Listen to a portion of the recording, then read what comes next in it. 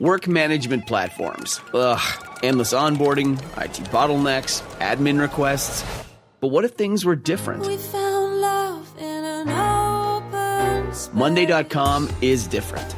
No lengthy onboarding. Beautiful reports in minutes. Custom workflows you can build on your own. Easy to use prompt-free AI. Turns out you can love a work management platform. Monday.com, the first work platform you'll love to use. If your roof starts to leak or your floor's really squeaky, you live in a money pit. Money pit. If your basement needs a pump or your place looks like a dump, you live in a money pit. Money pit. Pick up the telephone. Fix up your home sweet home by calling 888 Money Pit. Coast to coast and floorboards to shingles, this is the Money Pit. I'm Leslie Segretti. Well, it is officially the spring season, you guys. So what are you working on? What are you planning to tackle this weather season that's perfect for being outdoors? Unless you happen to be in a rainier part of the country. But I promise you the sun's going to come out and we're all going to get cracking outside and make everything look beautiful so we can have a wonderful summer. Coming up this hour, guys, as the weather warms, we're seeing more and more signs of spring cropping up everywhere. But along with the flowers and the trees and a whole lot of green, there's a lot of wildlife that crosses over that wild side and ends up right in your yard. And of course, they can disrupt your plans for a beautiful landscape and garden. We're going to share some tips to keep those deer, rabbit, and groundhogs and whatever else may be coming into your yard out of your yard and garden. Also ahead, if you've taken on painting projects in your home, have you accumulated a few partially filled cans of paint that maybe you want to use again? And by maybe, I mean probably never, but you're going to hold on to them for a while just in case. Come on, we all do it, you guys. So we're going to share some tips on how you can double the life of that stored paint so that it is ready when you decide to use it. Also ahead, spring rains are drenching yards and gardens right now, but unless you have a well-designed system of gutters, they can also lead to some serious damage to your home. We're going to explain how to check to make sure that your gutters are flowing freely, but first, we are here to help you plan and help you save some money, and to do that, we have a great prize this hour from our friends over at Dyche Coatings. We have the Die Hard Max Industrial Strength Epoxy Floor Coating Kit up for grabs to one lucky listener. So give us a call, send us an email, let us know what you are working on so we can help you win that prize and help you with that project. Let's get to the calls first. Jim, who's up? We've got Ralph in Pennsylvania with a heating conundrum. Fill us in here, Ralph. I have a wood burner downstairs. It's real nice and warm. You go to the top of the stairs, and it's just locked, like it won't go any farther. You open the door. Well, I even put a screen door at the top of the steps. Thought that would help. Well, why don't you do this? Why don't you put some registers in the floor, which are essentially holes in your floor between your basement and your first floor, so the heat has a way to work its way up. I mean, you would trim them out and frame them out and put a register in the floor so that the heat can actually get from the basement to that first floor. And you can cut out the hole in your flooring, and you could actually buy some beautiful registers at the home center that are all scrolly and pretty, and some of them are brass, and some of them are black metal, and some of them are wood, and they go in the space that you've cut out to make it look like an actual finished designed register. Yeah, I was suggesting that to my wife, but she won't go for it. Is she there? Can you put her on the phone? I mean, maybe Jim and I can talk her into it. I don't know. I'm guessing no. No? All right. Well, look, I think you're able to put a couple of vents in that floor. That's definitely going to help move that warm air from the basement up, but I don't think that's going to be enough to have you completely comfortable upstairs. So I do think probably the best, most cost-effective way for you to add heat upstairs and not have it be radiated from the ceiling would be perhaps to add a mini split ductless system. It's a unit, kind of hangs on the wall. It can deliver air conditioning in the summer, heat in the winter. It can also act as a dehumidifier. And it's going to be a heck of a lot more cost efficient for you than just that electric radiant heat coming from the ceiling. Because when you've got electric heat and it's coming from the ceiling and it's got to be in this constant state of discomfort at home, and then you've got your bills, which are going to be expensive.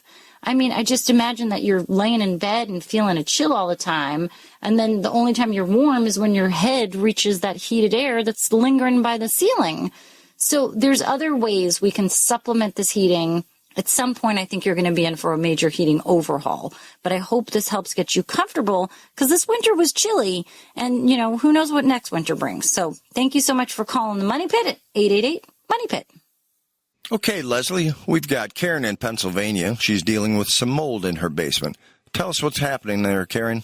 My mom has a house that the basement is, we put it up for sale and nobody noticed this. And one person came in and tore wallpaper off the wall. And we noticed that it had mold from the floor to the ceiling and even in the inner walls. So I had a gentleman come and look at it. And he said it would take $30,000 plus. And he would come in, remove all the interior walls, all the wood, the paneling, everything off the wall, down to the bare. He would have a chemical put on, clean it, and then it would never come back. And then the second guy came in, and he said he would rip everything out, as he said. He would coat it, clean it, and guarantee it that if it did come back, he'd fix it for $10,000. Yeah, I don't know that you need either of those guys. I don't think you have enough information yet, and I don't know that you're necessarily talking to the right people at this point in time with this project. I know mold seems scary. You're seeing a lot of it. But I think you need to get a professional mold mitigator to come in because these first two contractors might just be kind of sizing you up for how much money they can get from you. Mm-hmm. So the first thing you would want to do is test the mold to figure out what kind of mold it is. And that's done. There's really a couple of easy ways for you to test that mold. You take a sample, send it out to a lab, and they tell you what you've got. And then you can come up with a design for a mitigation plan around that. We really need to get a sense of how much mold is there. It's a little bit different because it's mold behind the wallpaper. You may not need to pull all of this out. You might be able to treat it right in place, but definitely ripping everything out doesn't sit right with me. How much mold are we talking about here? Can you sort of guesstimate the square footage? Is it like a 4 by 4 foot space or what? We're going to say all the outer walls because we since went around and pulled off some wallpaper here and moved some paneling. And we also, the first guy that came in for $30,000 brought in a light, and to me it looked like a black light.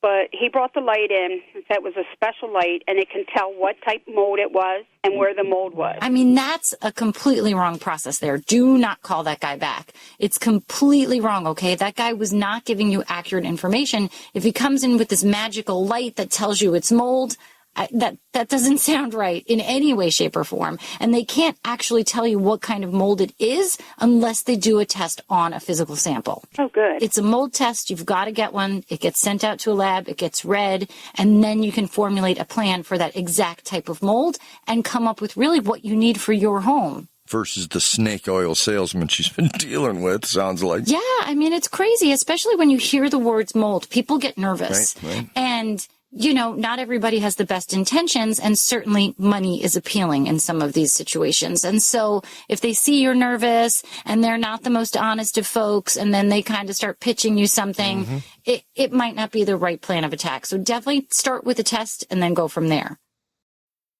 Your data is like gold to hackers. They're selling your passwords, bank details, and private messages. McAfee helps stop them. Secure VPN keeps your online activity private.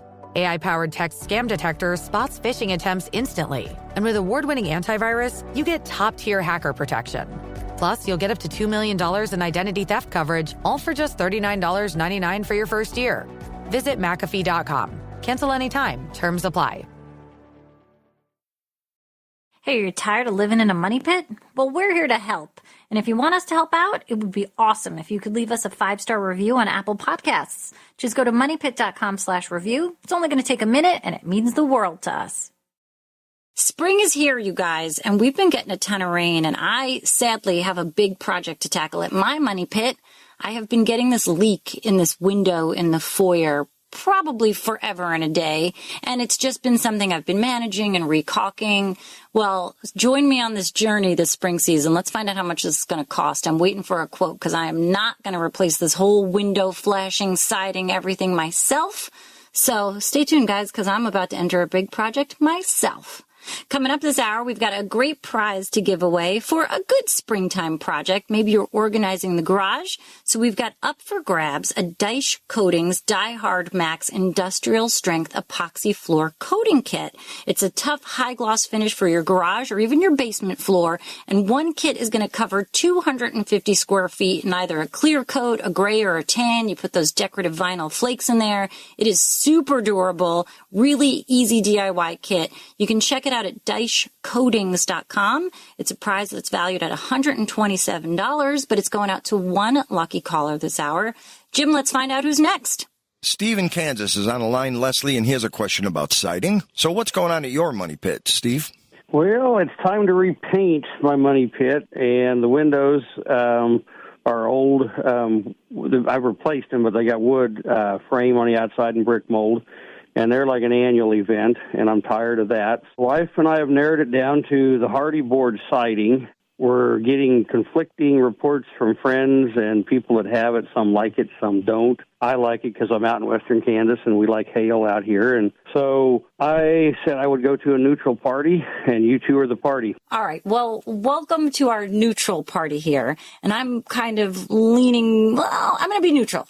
But I actually do favor the hardy plank. I personally have hardy shingles on my entire home, and I did it because I wanted the shingles to be durable. I had like an asbestos shingle on the house before, and after my husband passed away, I wanted to get the house sort of in tip-top shape for me and the kids so that things would be sort of self-maintaining and not require a tremendous amount of upkeep, but also look adorable. So I went with the hardy shingle. I went with it in a beautiful gray. It has sort of variegated shapes on it, so it does look like a natural shingle. And I will tell you, in the 14 years almost that it's been on my house, I have never painted it. I have pressure washed a couple of areas, but it is wonderful because it's a composite material.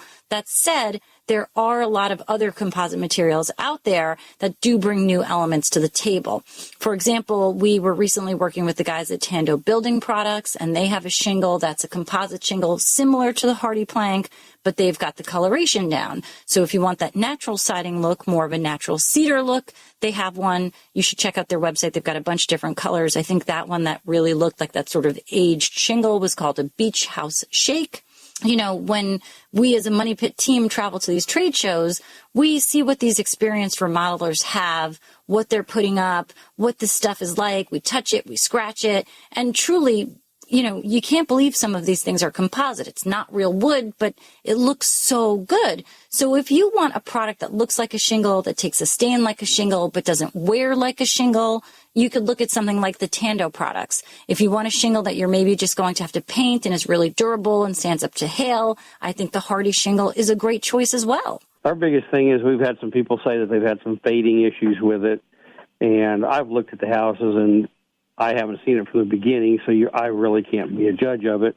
But I've had people say they've had it for 13, 14 years and have no issues with it. I got some that are 10 years and they don't like it. Well, you know, look at each vendor that you're looking at. Many of them will have a stain fade warranty. It's something to consider. Tando, I think, was something like 20 years when we were chatting with them. I personally don't even know what the warranty is on my hardy shingle, but it's been up a long time, and I haven't noticed any fading, and my little tiny home takes a ton of sun. So there's a lot of options when it does come to that composite siding, but there are products like stone as well, and there are composite stones, and it does look a lot like the real thing. I mean, I can remember when Tom and I first started together at the Money Pit, which was, Jim, what, like 22 years ago? Yep. Something cuckoo bananas like that.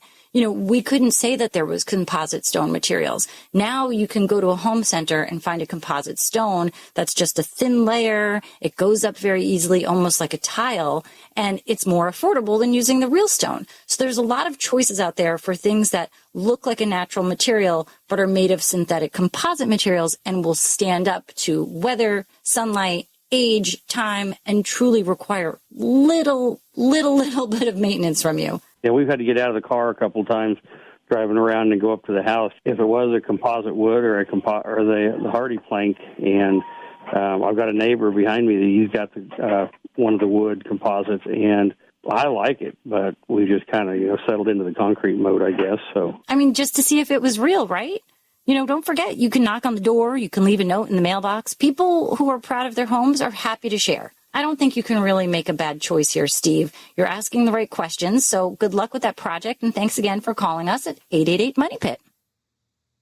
Well, if it seems like every single spring season, more and more animals like deer, rabbit, groundhogs, possum, whatever, are finding their way into your backyard, the flower bed, and the gardens, now might be a good time to take some action to limit any damage that they could be causing. We've got a few options here to send the message that the party is over to these unwanted guests who've chosen your yard as their favorite local buffet.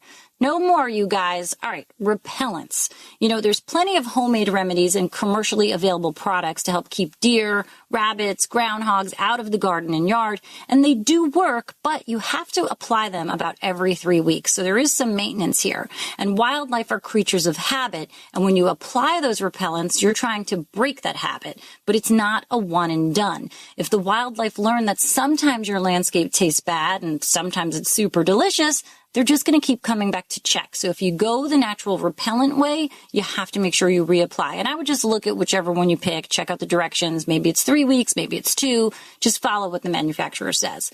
The other option is fencing. A physical barrier like a fence is going to be the most effective, but of course they're also the most expensive, and they do have a visual impact on your yard. And deer, you guys, I didn't realize this, deer can jump 8 feet?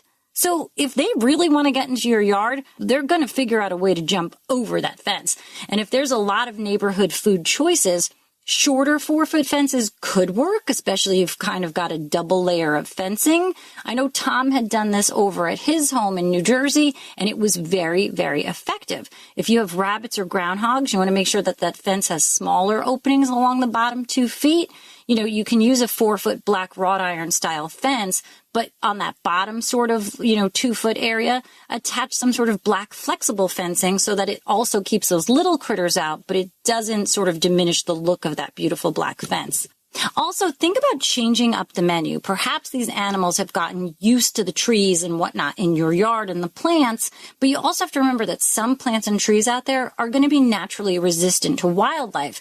As the deer population had gotten worse over the years, you can remove that old line of bushes that they love and replace them with something that they'll hate, like a giant arborvitae. They're gorgeous. You can get them fairly grown in a nice size to really make that sort of natural barrier look fantastic, and they will be effective. I mean, you can see deer walk up to an arborvitae and be like, bleh, I don't like it. So there's a couple of things, and I would definitely head to the local garden center and ask them, like, what don't the deer love in our area, or the raccoons, or whatever it is you're dealing with? I bet you the local garden center is going to have a great idea of what could be effective. Hopefully this helps you guys out. I can say to my new Samsung Galaxy S25 Ultra, hey, find a keto-friendly restaurant nearby and text it to Beth and Steve. And it does, without me lifting a finger. So I can get in more squats anywhere I can. 1, 2, 3. Will that be cash or credit? Credit. 4. Galaxy S25 Ultra, the AI companion that does the heavy lifting so you can do you. Get yours at Samsung.com. Compatible with select apps. Requires Google Gemini account. Results may vary based on input. Check responses for accuracy. Eczema isn't always obvious, but it's real. And so is the relief from Ebglyss. After an initial dosing phase of 16 weeks, about 4 in 10 people taking Ebglyss achieved itch relief and clear or almost clear skin. And most of those people maintain skin that's still more clear at 1 year with monthly dosing. Ebglyss, lebrikizumab, LBKZ, a 250 milligram per 2 milliliter injection, is a prescription medicine used to treat adults and children 12 years of age and older who weigh at least 88 pounds or 40 kilograms with moderate to severe eczema, also called atopic dermatitis, that is not well controlled with prescription therapies used on the skin or topicals, or who cannot use topical therapies. Ebglyss can be used with or without topical corticosteroids. Don't use if you're allergic to Ebglyss. Allergic reactions can occur that can be severe. Eye problems can occur. Tell your doctor if you have new or worsening eye problems. You should not receive a live vaccine when treated with Ebglyss. Before starting Ebglyss, tell your doctor if you have a parasitic infection. Searching for real relief? Ask your doctor about Ebglyss and visit ebglyss.lilly.com or call 1-800-LILY-RX or 1-800-545-5979. Sherry in Iowa, you've got the Money Pit. How can we help you today? Been living in my house for like 20 years, and the house is probably 50 years old. Is it worthwhile to have the air ducts or the furnace ducts cleaned? Well, unless you're having a problem, I mean, what most people drop the ball is that they don't replace their filters soon enough. So if you're not doing that and you haven't replaced your filters recently, then that would be kind of the first place I start. But I don't think you necessarily have to get your ducts cleaned. There's such a wide variety of quality when it comes to air filters for your heating and cooling systems. And I would tell you to invest in a very good quality filter and make sure that you're changing it on a regular basis. Sometimes it's quarterly, sometimes they're once a month. Definitely pay attention to the manufacturer's directions. The furnace guy comes in the spring and the fall, and he changes it then. Yeah, but when your furnace service is happening, which is usually twice a year, like you say, that's generally not enough. Again, depending on that type of filter you have, you're probably going to be changing that filter every couple of months. So at the minimum, 4 times a year, but it could be more frequently than that. I know with my central air conditioning system, I have to change that return duct filter once a month. So there's a lot of different variances depending on the filter that you're using at your home. Okay, thank you. All right, good luck with that project. Thanks so much for calling us at 888-MONEY-PIT. What are you guys working on this spring weekend? I know it's always so early in the spring weekend, and I feel like everybody's so excited to get a jump on these projects. So whether you are doing the job yourself or you're hiring a pro, we here at Team Money Pit love sharing our lifetime knowledge of how you can get the job done right the first time. So check out the Money Pit podcast. You can join us on the Money Pit podcast at moneypit.com/podcast. All right, let's get back to all of you home improvers who've got a question for Team Money Pit. Jim, who's up? John in Georgia, you've got the Money Pit. How can we help you today? I'm in the middle of remodeling after 25 years. I built my house 25 years ago. I've remodeled 2 bathrooms already, and they look great with the tile and marble top vanities. All right. And this month has been a bad month for me. I had a tooth extraction, a hot water heater replacement. Talked to the carpenters, and I've got floor mica countertops in my master bathroom and my kitchen. And obviously I'm going to just paint my cabinets and reuse them. I talked to 2 different people. I've had one gentleman tell me that he could paint the floor mica countertop and it would look just like marble or one of the other products, and it would also take the seam out, and I'd be pleased with it. And then my cabinet maker says that the floor mica has improved over the last 25 years, and it looks much better. It looks, elegant. I want to get your take on it, and if I need to, I can dip into my retirement fund and get marble or granite countertops to replace the old ones, because I just want to update my house to make it look new again. All right. Well, first, we want to make sure that you are well cared for into your retirement, so let's leave those funds where they are. So if I'm understanding you correctly, one contractor is saying he can do a paint treatment on the countertops, and the other one is suggesting replacing the Formica with new. Is that correct? Yes.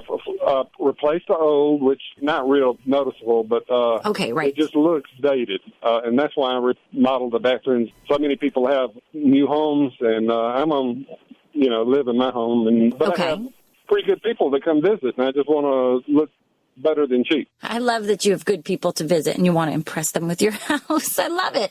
But really, either is a good option. So, we've replaced laminate, and we found that as long as the counter itself, the countertop base, is structurally in good shape, you can put a new layer of laminate right on top of that countertop structure, whether it's Formica, which is a brand, or Laminart, which is another brand. They're all just manufacturers of the same thing.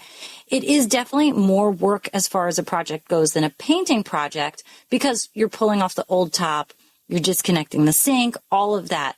And you pretty much have to have a workbench to do this job correctly, but it's definitely, I think, better than just painting. However, if you want to stick with painting, there are a ton of products out there that are specifically designed to go on a laminate countertop and make it look like granite or make it look like stone. And they do a really good job. I mean, I used Rust-Oleum. I think it was a product called Countertop Transformation. It came in a kit.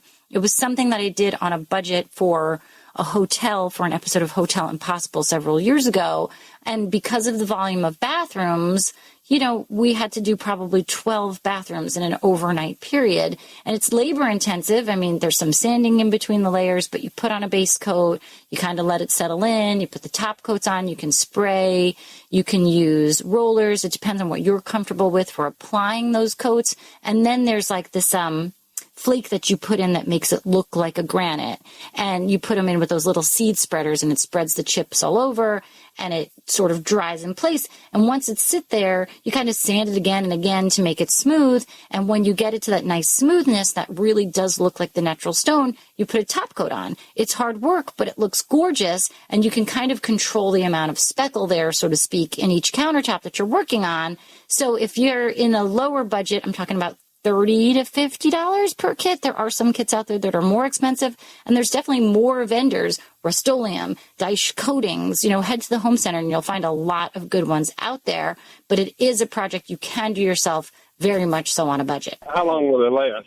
I mean, as far as how long it lasts, I would say a good guesstimate, since I didn't go back to that hotel, is probably about 5 years that I would say you have to kind of redo it. You weren't allowed back there, Leslie. That's not true, Jim. I just renovate hotels and then I get the heck out. The check cleared? I am out of here. No, but you know what I'm saying. It's like I didn't put it in a personal space, so I can't tell you exactly how long it's going to last. It also depends on how much cleaning, how much scrubbing, what kind of product are you using to clean the countertop. Definitely, look at the manufacturer's directions, because I'm sure there's some products that you can use to clean and some that you shouldn't. Do you have a lot of water sitting on the surface? Those are all going to be contributing factors to how long it will last. And I mean, truly, if you want to give it a shot and see how long it lasts, you're in it for less than $100. And, if you're not thrilled with the job or it's not holding up the best, you can replace it then, or replace it with laminate. But for now, since budget is an issue and it's something you can do yourself, I think if you do a kit, it's going to do a great job. All right. Well, I want to invite you to Georgia. I live on an island 13 miles long and 3 miles wide. It's a great place. It's a resort area, and we have Southern hospitality if you come visit us. Wait, are you inviting, me and Jim over because you want us to bring our tools and do work, or are we coming over for iced tea? I'm old school. I'm old-fashioned Southern. All right. Thanks, John. That is a very generous offer. It does sound like a lovely place, and maybe, just maybe, we're going to come and knock in this summer. You never know. Road trip. John's like, did I just really invite them to my house? At Sierra, discover great deals on top brand workout gear, like high-quality walking shoes, which might lead to another discovery. 40,000 steps, baby. Who's on top now, Karen? You've taken the office step challenge a step too far. Don't worry, though. Sierra also has yoga gear. It might be a good place to find your zen. Discover top brands at unexpectedly low prices. Sierra, let's get moving. You don't wake up dreaming of McDonald's fries. You wake up dreaming of McDonald's hash browns. McDonald's breakfast comes first. Ba-da-ba-ba-ba. Well, when it comes to storing paint and the life expectancy of that leftover paint, most of the manufacturers are going to tell you that paint can last 2 to 3 years. But our personal experience here at the Money Pit is that it can last longer. I mean, even as long as 5 to 6 years. But that success depends not only on where that paint is stored, but how you store the paint. How is the can? What is the condition? The enemy of storing paint is simply air. And the more air that gets into that can, the shorter the life of the paint. So the seal is key here to storing paint for the long run. And here's a few things that we've learned that can help. First of all, when you open a new can of paint, don't use a screwdriver, because prying open the lid with a screwdriver could bend that edge, and then it makes it more difficult to get a full seal when that lid is replaced. Instead, use a paint can opening tool. I mean, most of the times at the home centers, they're going to give you one for free. If not, they're like $1 at the hardware store. So definitely have one. Keep it with your paint supplies, because it opens it the proper way without bending that sort of edge. Now, before you start to paint, you want to poke drainage holes in the bottom rim of the paint can. This is that little well that goes all the way around that every time you sort of rub your brush on it, it fills up with paint, and then it dries, and then again, you're not getting a good seal. So you can use a screwdriver and a hammer and just sort of poke some holes, and this way that paint is going to drain right back into the can. And when you're done painting, you can use your brush to clean that seam as much as possible on the paint can. Even use a rag to wipe the opposing seam on the lid. Paint that dries in either of those spots are, again, going to prevent that lid from sealing completely. Next, you want to cover the open can with a piece of clear plastic wrap, like a saran wrap or something, because this is going to act as a gasket and provide an additional level of seal protection, preventing air from getting into the can. And finally, place the lid on the can, tap it down, kind of gentle at first using a rubber mallet, because that will prevent dents and damage to the seam portion of the lid, which again is going to let air in. And once you've sealed this can well, store the paint can upside down. Doesn't seem right, but you're going to do it. Store it upside down in a cool, dry area that really isn't subject to temperature extremes. Storing it upside down is one more way to make sure that no air is going to sneak in. We've got one last tip here. You want to get in the habit of writing the date the paint was first opened on the can. This way you can easily track that paint's shelf life. I mean, who knows? You might find out you can store that leftover paint a lot longer than anyone thought possible. I always on the can too write like living room, and I do rewrite the paint name color on it just in case I've gotten paint on the lid or something and I can't read it. This way, you just have a great chance of sort of replicating that original color or, finding out that the paint's bad 10 years later and picking a new one. So you don't like my lazy method of just taking a picture of the paint coat, huh? No, because then where's the picture 5 years later? Somewhere buried in your phone? In my timeline, yeah. Yeah, that you're never going to remember, and then you're just going to pick a different color anyway. Let's be honest, Jim. We know this is true. There's that. Good luck, guys. Store that paint right. What are you working on this weekend? I'm sure you've got a list of projects that either you've come up with or your spouse has decided you need to be doing. Either way, whatever you've got going on, we are here to lend a hand. We're also here to give away some great prizes. Up for grabs this hour, we've got a Daesh Coatings Kit. It's the Die Hard Max Industrial Strength Epoxy Floor Coating Kit. It's a super tough high gloss finish that you can use in a garage or a basement. Now, you're going to get about 250 square feet of coverage in that kit in either a clear coat or a gray or tan color with a decorative vinyl flake that you put in there, and it really looks snazzy on the floor. The kit itself is $127, which is way less than hiring a pro, and it gives you that awesome do-it-yourself pride in a very easy DIY kit. Check it out online at daeshcoatings.com, but give us a call now for your chance to win and, of course, help with all your projects. Well, with heavy spring rain in many parts of the country, now's a good time to take a look at your gutters. I mean, truly, before the water starts coming inside, let's take a look outside so we can keep that water outside. Because a gutter performs one simple task. That's controlling the water around your home. But if you don't have the gutters, or they're disconnected, or they're clogged, or maybe they're not sized correctly, you could be facing expensive home repairs like a flooded basement, cracked foundations, cracked sidewalks, a leaky roof. Even it can cause wood-destroying insects to find a tasty, tasty meal in all of that damp wood around the house. So here are a few things you need to be checking on. Most homes are going to have a 5-inch gutter system, and that's designed to drain 600 to 800 square feet of roof surface per downspout. That's sort of how they calculate how many downspouts, how many gutters. So step back and take a look at your house. Now, you have to look at all of the roofing above the gutter line and kind of do the math there. If you have more than 800 square feet of roof per spout, your gutters are going to overflow in heavy rains. It's as simple as that. Next, it's important to know where those downspouts are discharging all of that water. That water should drain no closer than 4 feet from the house, and the grade, the way the soil slopes away from the house, it's got to slope away. You don't want it sloping back to the house and going right to the foundation. Now, next, you want to check for clogs, because with a 5-inch gutter, they will need cleaning at least twice a year, spring and fall.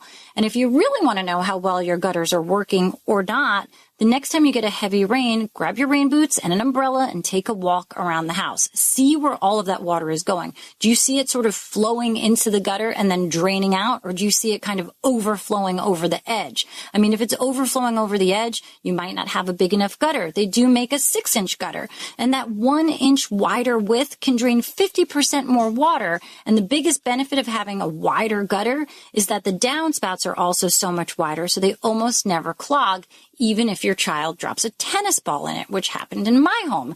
So, years later, we're all wiser. I have gutter guards now. It's the best thing ever because I don't have to clean the gutters anymore. So there's so much you can do. You just have to think about it. I mean, truly, with a gutter guard, I think it's been like 10 years since I've cleaned my gutters, which, is a pretty yucky chore. So think about it. If you've got the budget, it could be a great project for spring. If not, keep an eye on those gutters and keep that basement dry. I'm still locked on the visual of you walking around with an umbrella and your little rain boots. And my rain boots are yellow. They really are. How cute. Jim's rain boots are red, I imagine. You said that it was our little secret, Leslie. Never.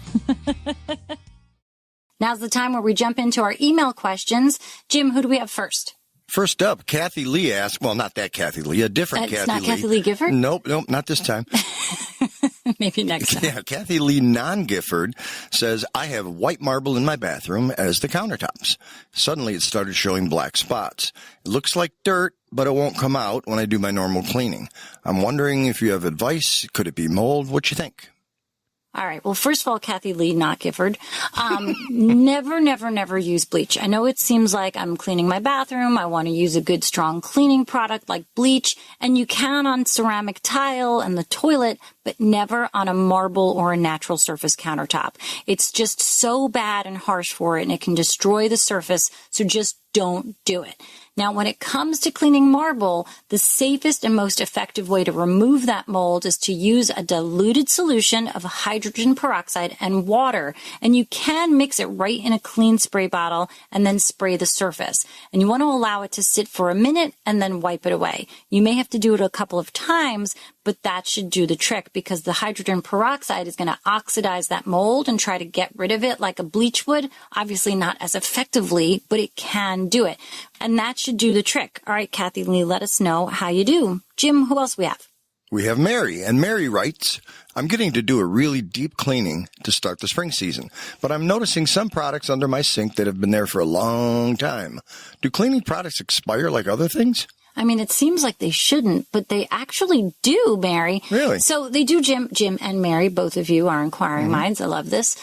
But they do expire, and they don't expire in like, oh my God, it's so awful and it's going to destroy the countertop. It expires in a way where it's just not going to be as effective as it has been or it should have been.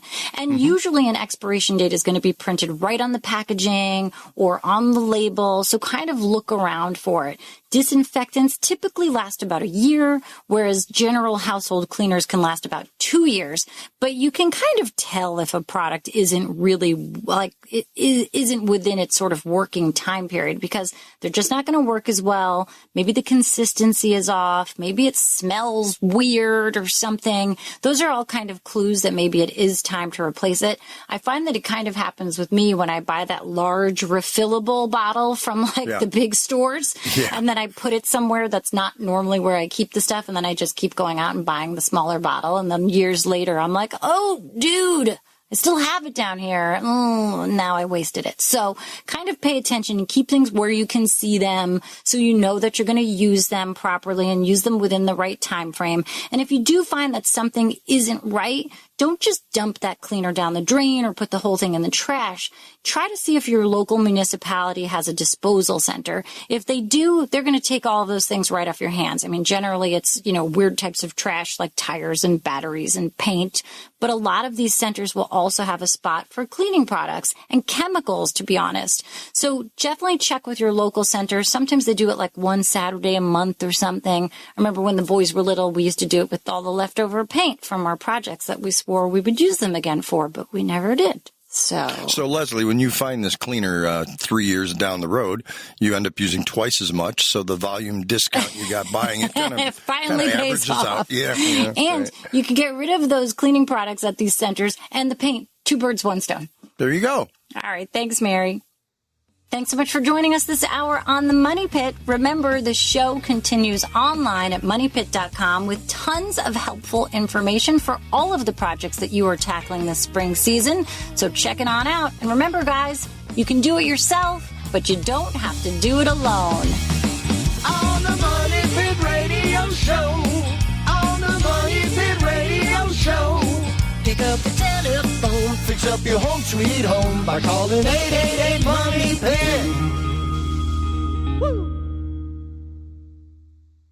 You just realized your business needed to hire someone yesterday. How can you find amazing candidates fast? Easy. Just use Indeed. Stop struggling to get your job post seen on other job sites. With Indeed sponsored jobs, your post jumps to the top of the page for your relevant candidates, so you can reach the people you want faster. According to Indeed data, sponsored jobs posted directly on Indeed have 45% more applications than non-sponsored jobs. Don't wait any longer. Speed up your hiring right now with Indeed. And listeners of this show will get a $75 sponsored job credit to get your jobs more visibility at Indeed.com/PODKATZ12. Just go to Indeed.com/PODKATZ12 right now and support our show by saying you heard about Indeed on this podcast. Terms and conditions apply. Hiring? Indeed is all you need. We interrupt this program to bring you an important Wayfair message. Wayfair's got style tips for every home. This is Styles McKenzie helping you make those rooms sing. Today's style tip. When it comes to making a statement, treat bold patterns like neutrals. Go wild, like an untamed animal print area rug under a rustic farmhouse table from Wayfair.com. Fierce. This has been your Wayfair style tip to keep those interiors superior. Wayfair, every style, every home.